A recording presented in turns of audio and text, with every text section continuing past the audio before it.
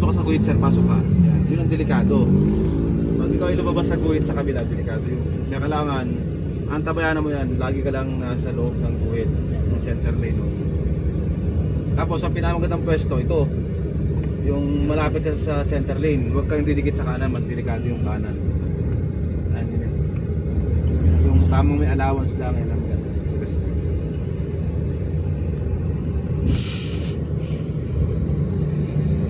Balik mo sila mag-tread, di ba? Maganda yung clearance sa kanan. Ayun, parang maganda, di ba? Nakadikit sila sa center lane. Yan ang Nakasigit ko. yan pati yan magandang posisyon ng four wheel. Hindi tulad yan noon, pa nakadikit ka sa kanan, kailangan lalapit ka pa ng konti kasi hindi naman kayo magkakabanggaan yan basta-basta, wag ka lang pupunta doon sa kabila. Wag mo lang pasukin yung kabilang linya. Basta dito.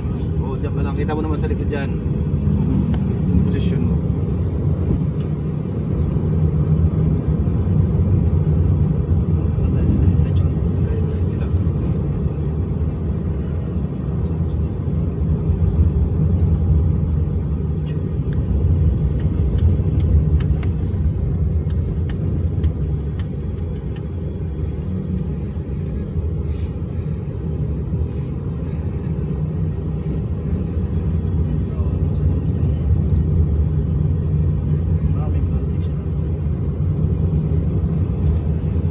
Tawid.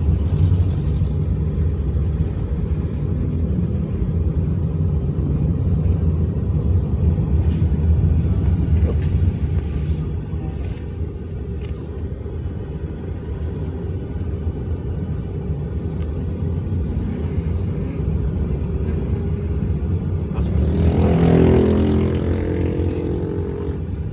Diretso.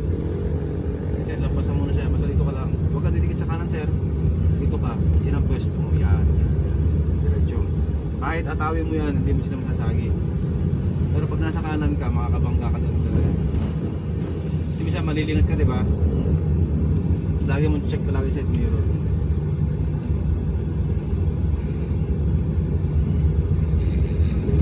lang.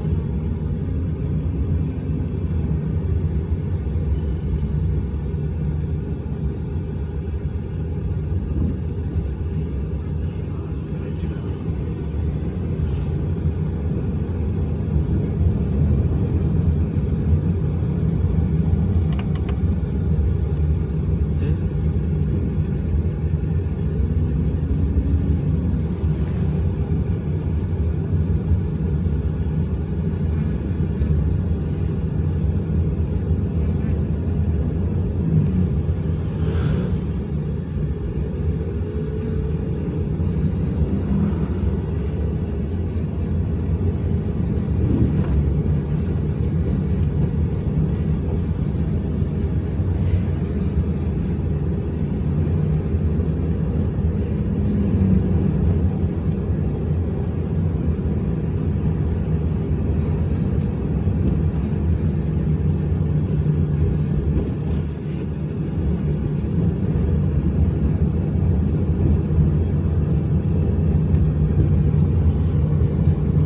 Kanan ka dyan, sir.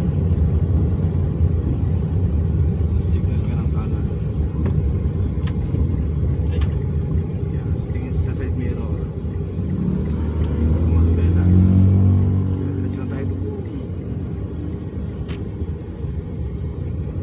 Dalaga lang. Second gear. Wala siya. Siya lang. Diretso lang tayo, sir.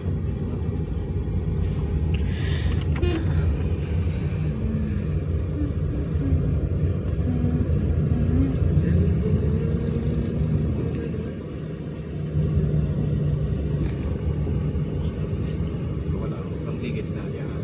Ito ka muna din sa clutch, sir. Din sa clutch ka agad. Neutral. Preno. Preno ka, sir. Preno. Yan. Ouch. Sorry, sa neutral. Kalitsi Basta ka. kahinto ka na, ang gagawin